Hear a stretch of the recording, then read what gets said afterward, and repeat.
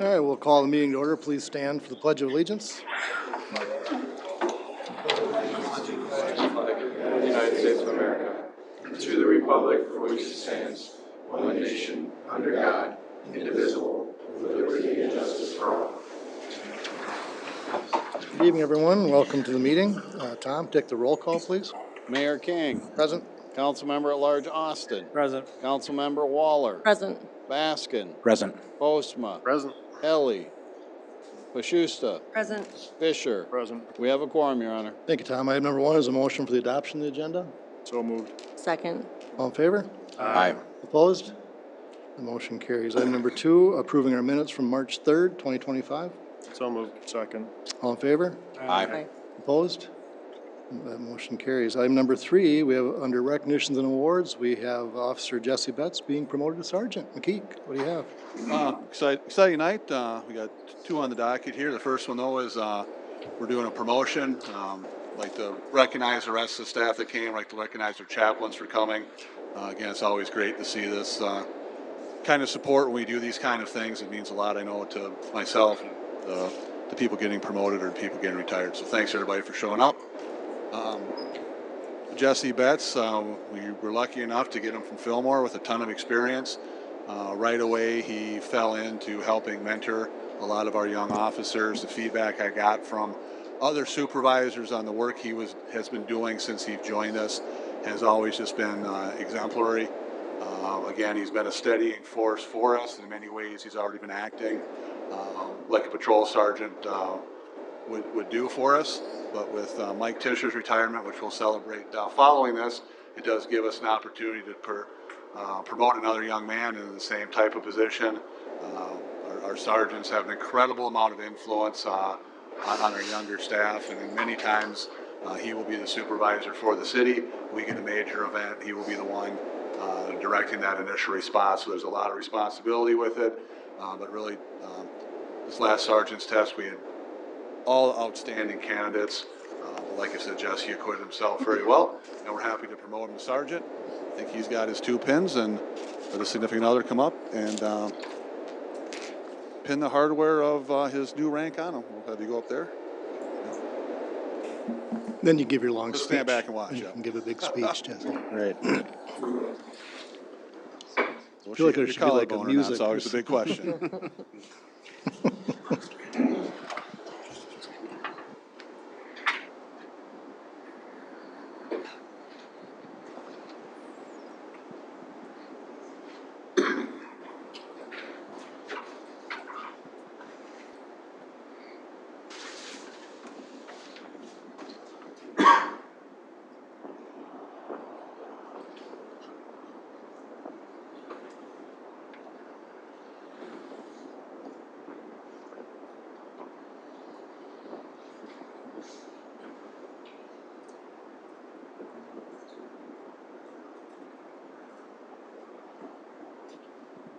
Great job, fantastic.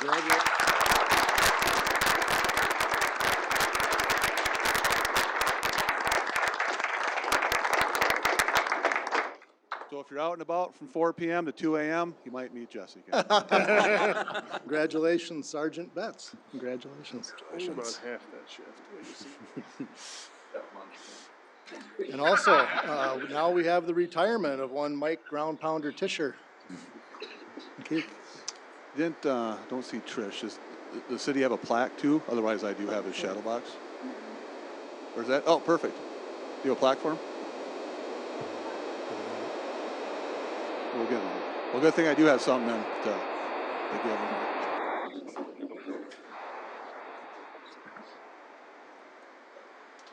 So Mike's been with us almost 20 years. He was well known to many of us with his time at Ride Your Bike Shop, just across the street from us. Always wanted to be in law enforcement. Studied a little bit later in life, got that degree, wanted to work for our department. We were very fortunate that we were able to hire him. Did a really outstanding job for us, first as a patrolman. Did so well that we made him a field training officer. Again, even before he was promoted, there's an opportunity there to impart the culture and the values, the things that we want into our younger staff. Mike was outstanding at it. He helped administer our evidence room for almost his entire time that he was here, which is an incredible responsibility. Did a fantastic job. We were able to promote him to sergeant. Again, a lot of mentoring there, a lot of responsibility. Mike absolutely knocked it out of the park. Mike's a busy guy, though, and life sometimes your gaze turns to other things, and his gaze has turned to something else in life, so he's retiring and leaving our agency. Internally, we always give someone a shadow box. Normally not at this event, but it was prepared. Josh Bradley did a nice job of putting the different pieces together. It's a representation of where an officer's been throughout his career. He's got a couple of his patrol badges he wore, including the one we wore in 2006 for the 150th birthday of Austin. Got his sergeant's badge. We got one opening. He's getting another sergeant's badge with the new Lewin State seal in it. So, Mike, if you want to come up, we'll give you your shadow box. And we were giving a speech or no? No, it's no speech. Oh, Mikey, it's awesome, buddy. It's awesome.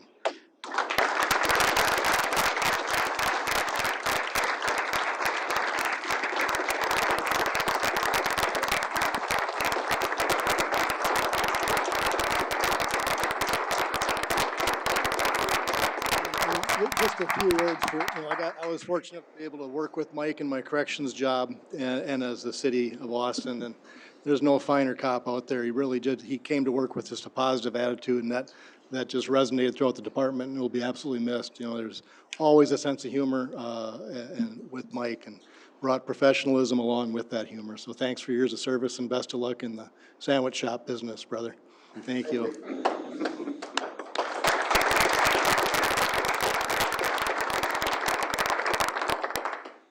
All right, also, we're honoring Randy Hoffner for his years of service and retiring out of the Park and Rec and Forestry Department. All right, thank you. So I get the honor to recognize Randy Hoffner. He has given nearly 29 years of dedication to the city of Austin and the Parks and Recreation Department. He's right there. Randy, he started, I think, as a park maintenance operator, and then moved on to the parks mechanic, and then in 2012 became the park supervisor, where he was for the rest of his career. So in your time, Randy, you've been a part of a lot of really great projects. I would say that Randy is as good a person as they come, and just has the ability to really reach deeply into the community that he serves. And every day we see that still, Randy, so you also served our country. We appreciate that very much. Hoorah. I've learned a lot from Randy, and we're gonna miss you, and we wish you well in your retirement. So thank you, some of the staff that are here tonight to help celebrate this great time in your life, Randy. So thank you.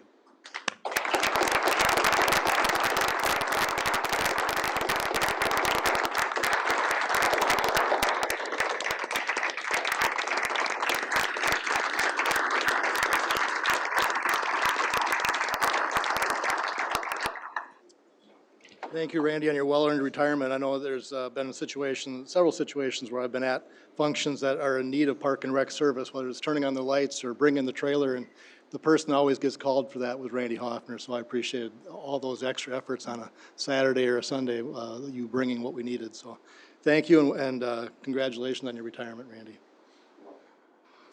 Moving on to the consent agenda, looking for a motion for the consent agenda. So moved. Second. All in favor? Aye. Opposed? That motion carries. Under bids and opening and awards, bid openings and awards, we got number 5 is a resolution receiving bids for replacement of the HVAC units. Stephen. We have identified in our CIP the replacement of 2 HVAC units at our Public Works facility. We took bids, informal bids, requested bids from Johnson Heating and Air Conditioning, MJ O'Connor, and Hardy Mechanical. Johnson Heating and Air was the low bid at $17,650. Our actual budget for this work was $40,000, so it came in considerably under budget, which is a good thing. And so with that, we would recommend awarding this bid to Johnson Heating and Air Conditioning. Right on. Thank you, Stephen. Council, any questions on this? Otherwise, looking for resolution? So moved. Are you sad that you didn't get everybody to stay for the HVAC discussion. I was hoping they'd stay for all of them, but that's all right. Fair. I would second. Tom? Councilmember Waller. Aye. Baskin. Aye. Postma. Aye. Bashusta. Aye. Fisher. Aye. Councilmember at Large Austin. Aye. Resolution passes 6-0, Your Honor. Thank you, Tom. Now we have a series of public hearings for the street improvements for the next year here in 2025. Item number 6, public hearing on street improvement on 6th Street Northeast from 30th Avenue Northeast to 36th Ave Northeast, project 19601. Amount to be assessed, $161,000 at 5.75%, 15 years. Stephen? In your backup material, there's a few summary items that cover each of these next 4 projects. And that relates to the frequently asked questions that we've sent out to all of the property owners, letting them know of our assessment process, questions that generally come up on street reconstruction projects, just trying to get that information out there ahead of the project.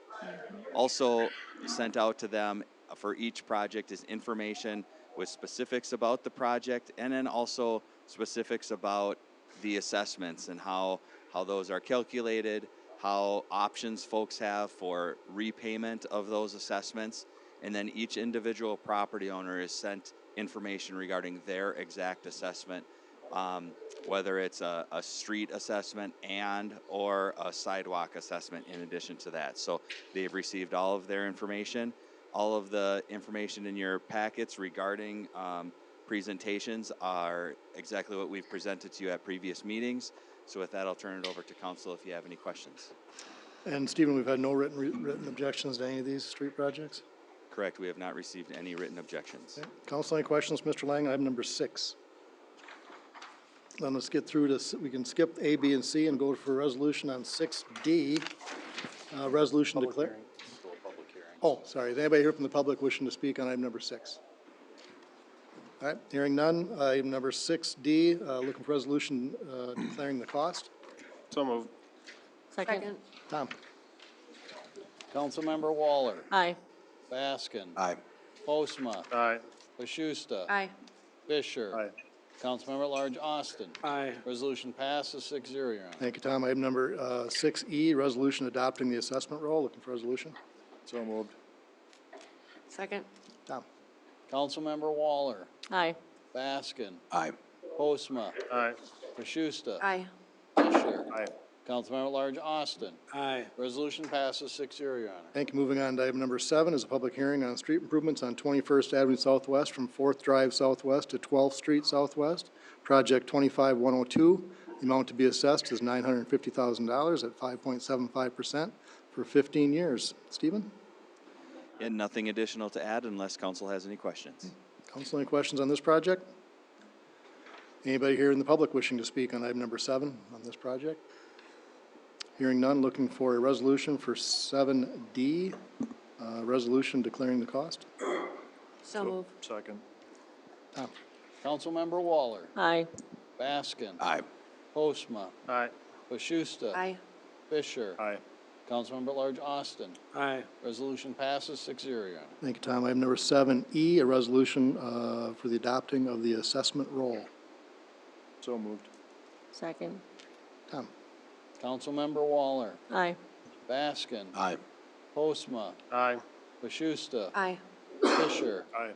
Councilmember at Large Austin. Aye. Resolution passes 6-0, Your Honor. Thank you. Item number 8 is a public hearing on street improvements on 6th Ave Northeast from 18th Drive Northeast to 19th Street Northeast and 18th Drive Northeast from 5th Avenue Northeast to 6th Avenue Northeast, project 25106. The amount to be assessed is $900,000 at 5.75% for 15 years. Stephen? I have nothing to add unless there are questions. Okay. Council, any questions on this matter? Public, anybody here to speak on item number 8? Then looking for a resolution for 8D, declaring the cost. So moved. Second. Tom? Councilmember Waller. Aye. Baskin. Aye. Postma. Aye. Bashusta. Aye. Fisher. Aye. Councilmember at Large Austin. Aye. Resolution passes 6-0, Your Honor. Thank you. Item number 8E, resolution adopting the assessment roll. So moved. Second. Tom? Councilmember Waller. Aye. Baskin. Aye. Postma. Aye. Bashusta. Aye.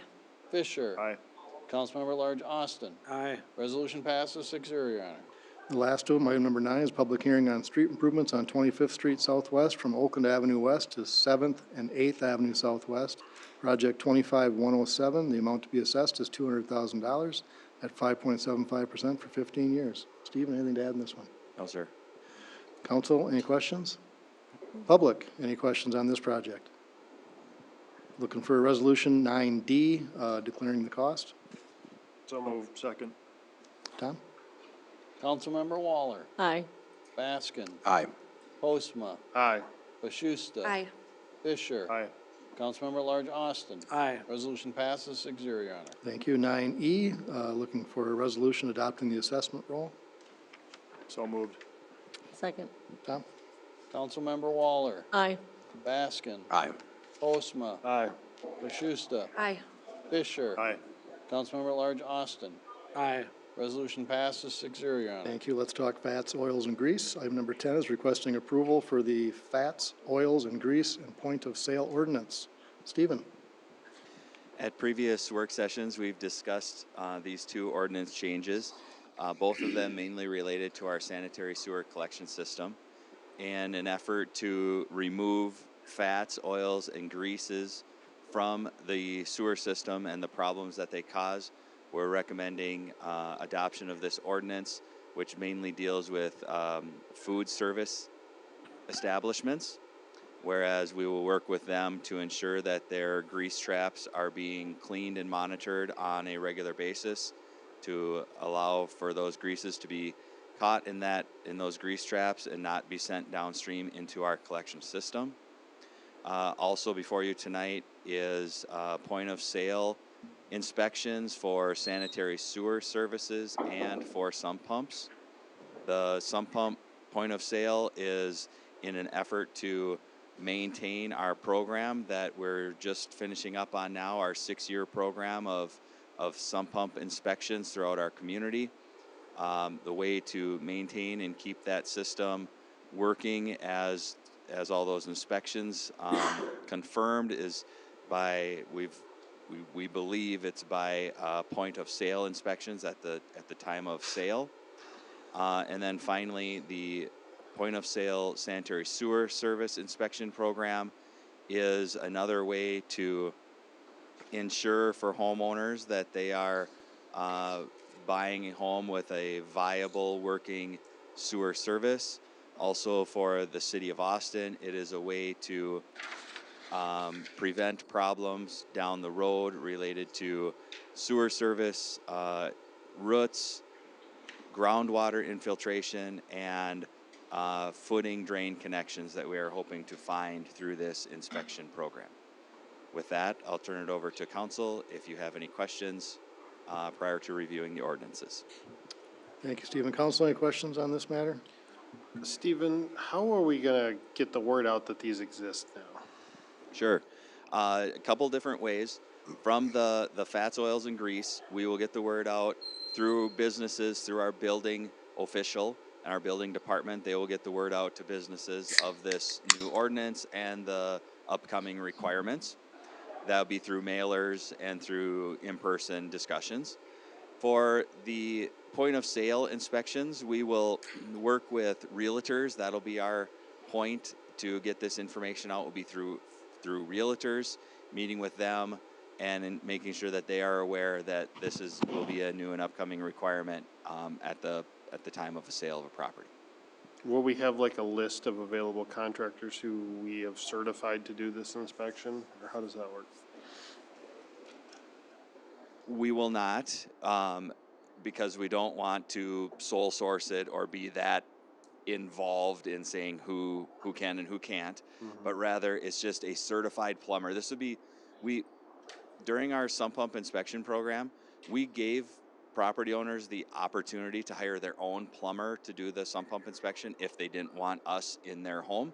So we would use that same criteria that said if you're a licensed plumber by the state, you're then eligible to complete this type of work. So we'd fall back on those general requirements and let people call and choose whoever they wanted to, whether it be a local plumber or someone that they know from a neighboring community. Okay. So the licensed plumber is the key part. I mean, you can't just have neighbor Bob come and look at it with a Correct, camera. licensed plumber. Okay. Anything else? Okay, thank you, Stephen. Looking for a motion for the preparation of the ordinance. So move. Second. All in favor? Aye. Opposed? That motion carries. Item number 10B for adoption of the ordinance. So moved. Second. Tom? Councilmember Waller, Aye. Baskin, Nay. Postma, Aye. Bashusta, Aye. Fisher, Aye. Councilmember at Large Austin. Aye. Ordinance does not pass because it was not unanimous at the first reading. It will be carried over to the next one, Your Honor. Thank you, Tom. Item number 10C, a resolution for summary publication of the ordinance. I think we can pass on that. since Just that because all got to be reviewed. Okay. And I think it's, I mean, it'll pass. I think it's good in advancing. My concern is, I don't know about the bandwidth of it and adding more regulatory burden. I'm torn on it, but not fully there, but I don't think it's really gonna matter, which is okay. We'll bring it up again next time. Thank you. Item number 11 is a resolution approving the wastewater treatment plant change order number 7. Stephen? Yes, before you tonight is a change order in the amount of $258,855. It deals with 9 work change directives. The cost for this is broken up between our domestic budget and our industrial budget for the project. Moving down to the tables on the second page of your handout, it details where we are currently at with change orders. As you mentioned, this is number 7, so there have been 6 prior. The cost of the change orders are generally decreasing in nature as we continue to move through the project. We have about a little over $3 million in change orders total, with including number 7 that's before you tonight. That represents about 3% of the overall project cost. The second table in your handout is detailing where the costs are split for this specific change order. Some of those costs are 100% domestic. Many of the costs are shared in our combined system between domestic and industrial. And then there is one cost that is 100% industrial, and that is the cost split overall for this change order. So with that, unless there are any questions, I would recommend approving change order number 7 for the wastewater treatment plant project. Very good. Thank you, Stephen. Council, any questions? Item number 11? If not, looking for a resolution? So moved. Second. Tom? Councilmember Waller, Aye. Baskin, Aye. Postma, Aye. Bashusta, Aye. Fisher, Aye. Councilmember at Large Austin. Aye. Resolution passes 6-0, Your Honor. Thank you. Item number 12 is a resolution approving an amendment to the Austin Municipal Airport Construction Services Contract. Stephen? Yeah, so just a quick update on this project. This was designed and bid in 2024, and there's a long lead time on fuel equipment, so it is planned for construction here in the spring and early summer of 2025, and it will involve 2 new fuel tanks and fuel pumps at the Austin Municipal Airport. We're also making upgrades to the system so that people will be able to fuel and pay 24 hours a day like you would, like many opportunities you have at fueling stations. It's kind of a pay at the pump option, which we currently don't have, so that'll be a great improvement for our airport. But with that comes some federal requirements that were not included in the original scope of work by our consultant. Those requirements involve EPA spill prevention, control, and countermeasures plan. So before you tonight is a request to approve additional funding for the development of that plan in the amount of $7,100. That is split between 30% local funds, and it is eligible for a 70% state grant dollars. So with that, we would request approval of these additional services for developing that spill prevention plan. Very good. Thank you, Stephen. Council, any questions, Mr. Lang, on this item? If not, looking for a resolution approving the amendment on item number 12. So moved. Second. Tom? Councilmember Waller, Aye. Baskin, Aye. Postma, Aye. Bashusta, Aye. Fisher. Aye. Councilmember at Large Austin. Aye. Resolution passes 6-0, Your Honor. Thank you. Item number 13 is a resolution approving a proposal for asbestos abatement of the Salvation Army. Stephen? Yeah, at the end of 2024, council approved the acquisition of the Salvation Army thrift store. And first step in this process is to do an environmental review of the property, mainly testing for and looking for asbestos. The building was constructed in the 70s, and it's a pretty bare bones structure, so we're not anticipating that we'll find a lot, but we need to go through this process to confirm that we have looked. Our consultant that we work with on these projects is IEA out of Rochester, and they've provided us a proposal of $2,600 to complete this work, plus there would be additional costs for some of the bulk sampling. But with that, we would recommend approval of IEA for this inspection and material testing. Very good. Thank you, Stephen. Council, any questions for Mr. Lang? Looking for a resolution approving the proposal. So moved. Second. Tom? Councilmember Waller, Aye. Baskin, Aye. Postma, Aye. Bashusta, Aye. Fisher. Aye. Councilmember at Large Austin. Aye. Resolution passes 6-0, Your Honor. Thank you, Tom. Item number 14 is resolution approving a legislative citizen commission on Minnesota Resources Trail Grant request. Jason? Honorable Mayor and Council, so this item was brought before City Council at the March 3rd, 2025 meeting. Council agreed to bring this item back as an action item at tonight's meeting. All the information is in your packet. I'd be happy to answer any questions you might have, and staff recommends City Council consider approval of the attached grant submission letter and adoption of the resolution to apply for the grant funding. Can I answer any questions you might have? Very good. Thank you, Jason, for reaching out and getting this grant going. Council, any questions for Mr. Sehan? And looking for a resolution approving the grant request. So moved. Second. Tom? Councilmember Waller, Aye. Baskin, Aye. Postma, Aye. Bashusta, Aye. Fisher. Aye. Councilmember at Large Austin. Aye. Resolution passes 6-0, Your Honor. Thank you. Item number 15 is a resolution approving our budget adjustment number 4. Thomas? Well, first off, I grossly misjudged the time of this meeting. Pizza's not here till 6:30, so I could drag this out for Drag it a half on, Tom. hour or whatever. Before you tonight, council, are the requests from different departments to carry over budget items that you approved in the last budget for 2024 that did not get purchased for one reason or another. Technically, we need to amend the 2025 budget then to authorize those staff to go through and make those acquisitions. Most of them are all capital outlay related. On the first one, general fund, playground, and we like to add and surface equipment, 124 grand. The pool assessment, 17.5. Loss consultant, 20,000. City Hall stucco repair, 20,000. The police's watch guard warranty is a 5-year agreement, so we had it all in year 1 to make sure it was there. So that's 88 grand. Comp plan has 45 grand left. And we had a new request, it's not technically a carryover for the planning department, for some new software for 7,500. Then Riverside Arena for 50 grand. In the central garage fund, we'd like to amend that from 240. They only need 166,000 for the plow truck number 66 because it's already partway in process. And then the fire department would like 5 grand remaining in their budget for to stripe and rehab their trailer.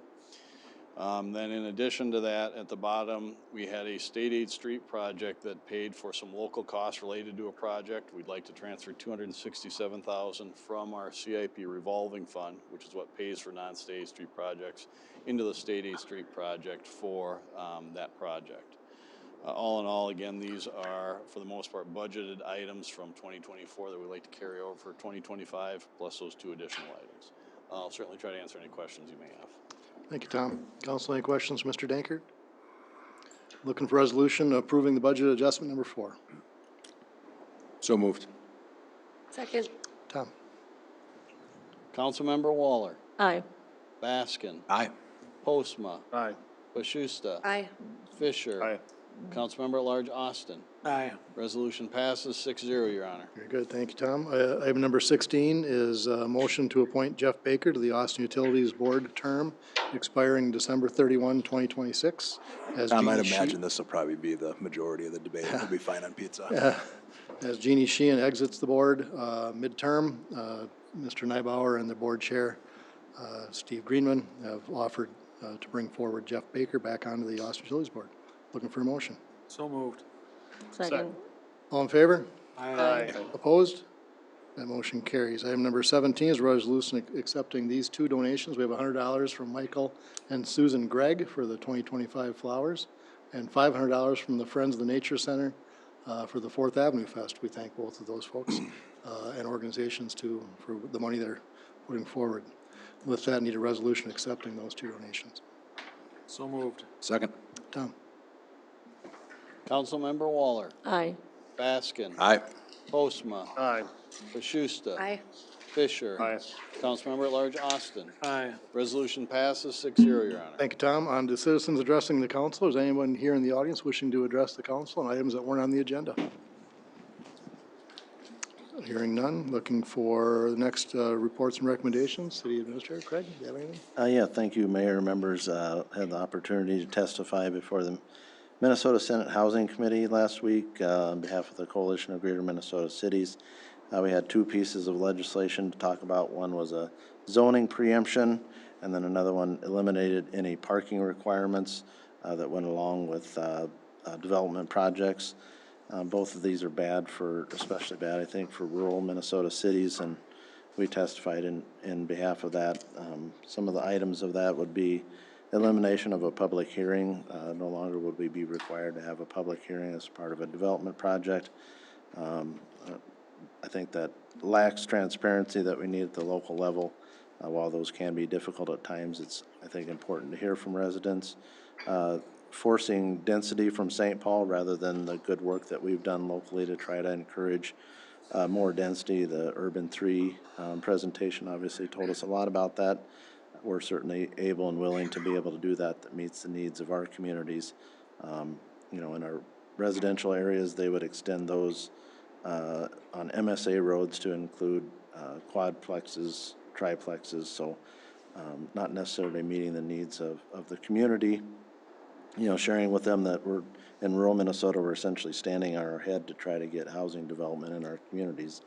We're nowhere near trying to put unnecessary regulations on development projects, talk to them about our abatement program and the new assessment strategy that we're utilizing on the Nature's Ridge subdivision. Shared with them that, you know, in 2024, we had 16 single-family homes developed. By the very nature, most of those homes that you've seen come through for abatement requests have been around that $300,000 level, and those, I think, are affordable by any measure as far as what commonly could be built and what you might expect to pay. So they have to be affordable by design here, or else they're largely not being built in Austin. Cost of infrastructure, mortgage rates, prevailing rents, home values, cost of construction and wages are really our impediment to having these projects move forward. And so their solutions really do nothing to help us in greater Minnesota tackle the challenges of housing that we desperately need. So it was interesting, you know, not a surprise that we'd have more of a metrocentric focus on trying to fix the problem, but I think that's what we have before us, and a little discouraging that the state didn't want to hear about that. You know, we had in our CRE report, I remind members, and I shared it with the committee, that, you know, there's a tendency to try to scapegoat local government, that we're somehow the barrier towards being able to bring forward affordable housing, and the CRE report distinctly spoke to that the vast majority of the costs of new plats are fundamental hard costs, soft costs, land acquisition costs, and financing holding costs. Aside from direct subsidy, it would be difficult for the city administration to reduce the total cost of new lot development and incentivize increased supply. So even when we were evaluated by a outside third party of our housing challenges, the city was not the scapegoat that this legislation purports. So the parking elimination, you know, they talked about the cost of that for residential development. Certainly that's a driving cost, but they're leaving it to the private developer, which when several of the members went to the league meeting, we sat in on the housing committee, and it was interesting.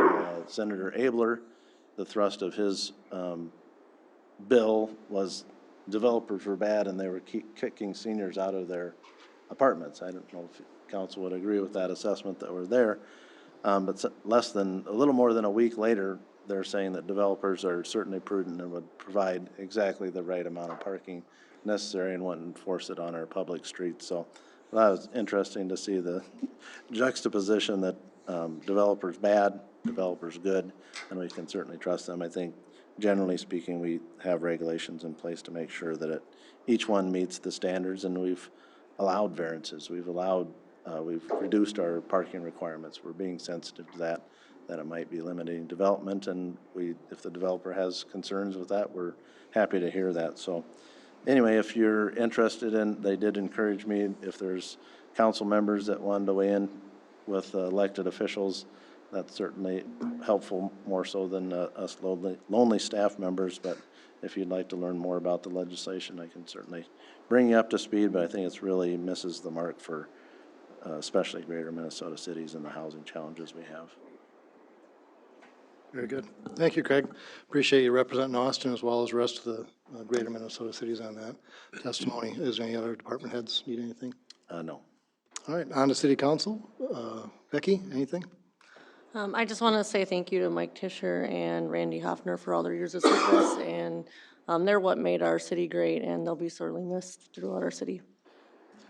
Thank you. Jason? I would echo that. I think great culture building tonight, and obviously we, very much appreciate their contributions, and we'll miss them. Very good. Thank you. Posty?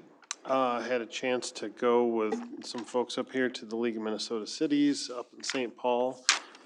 It was great to meet with Senator Dornick. I understand Representative Mueller was busy with conference committees and hearings that day, but she did let us know that, so I can appreciate that.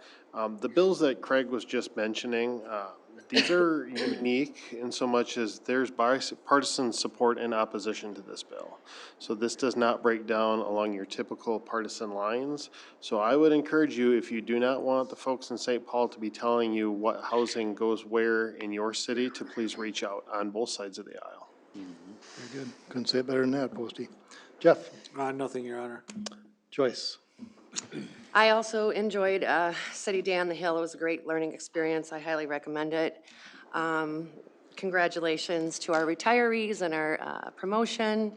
Always proud of our city. And today is, just seeing and witnessing the promotions and retirements. And with what I'm going to read in a minute, it's an emotional day for me. So forgive the emotions. And I'll read what I have written. It is with mixed emotions that I'm before you today to announce my resignation from the Austin City Council. This decision was not made lightly, but after much reflection. I have accepted an exciting job opportunity that requires me to move outside of my ward. My last council meeting will be on April 21st, 2025. Serving on this council has been one of the greatest honors of my life. I am incredibly proud of all that we have accomplished together over the last 6 years that I've been on it. We have faced challenges, navigated uncharted territory, and made difficult decisions, all with the best interests of Austin at heart, always. I want to extend my deepest gratitude to my fellow council members, our dedicated city staff, and most importantly, the residents of Austin who have entrusted me with this role. Your support and engagement have been invaluable. As my colleagues can attest, serving in this capacity is both challenging and at times thankless. Every decision made is carefully considered, and while we might not always agree, we have always respected each other's perspectives and decisions. One of the most difficult aspects of this role has been dealing with online negativity. We are all familiar with those who choose to engage in relentless criticism on social media, regardless of the decisions we make. I would like to take this opportunity to encourage these individuals to become more actively involved in our community in a meaningful and constructive way. Understanding the complexities of local governance and participating in a productive manner will always yield greater results than criticism. Thank you again for the privilege of serving. It has truly been an honor, and I wish everyone nothing but the best. Thank you. Thank you, Joyce. Joyce was very courteous in letting me know this was going to be coming, so I have the same response as when she first called, is like, kudos to you and congratulations to you. Bad for the council because you've been a great council member. Thank you. And a great advocate for your ward. So thank you, and we wish you nothing but the best, and I'm really, really proud of you that you were able to get that job that you wanted, that Thank you. it has some perks to it that Yeah. normal jobs maybe don't, so. Yeah, it was difficult, but it was kind of I just had to do it. There's not going to be another opportunity like this, so, Thank you. thank you. Looking forward to Councilmember Fisher following that. Thank you, Joyce, and look forward to the next couple of months, and Yeah. good luck on your new position. Thank you. Thank you to the officers, Tisha's retirement, Jesse's promotion, and thank you to everybody who worked really hard on the budget. To come out like we did, thank you very much for all your hard work. Right on. Well, yeah, thanks again, Joyce, for your years of service, and best of luck to you as you depart, as April 21st is your next meeting, is that the last meeting? Okay. The only thing I would have to report is I had the fun of participating in the employee engagement open skate. So I was able to be up on skates for the first time in exactly 20 years, and it did all right. Didn't fall, didn't get pushed over by some of the little people. Made it home safely without hospitalization, so I look forward to even the next one in April. And open it up to council members if you want to rough it up on ice. I'm ready. I grew up playing hockey, so I'll take you on. Okay, all right. Looking forward to that. Get the video out, Trish. Get that ready. So, yeah. Quite as good as Trish's son, though. Yeah, well, there's no doubt. He's good. So with that, looking for a motion to adjourn to our April 7th, 2025 meeting. So moved. Second. All in favor? Aye. Opposed? The motion carries. We'll take about a 5-minute break and open up the work session. Thanks, folks.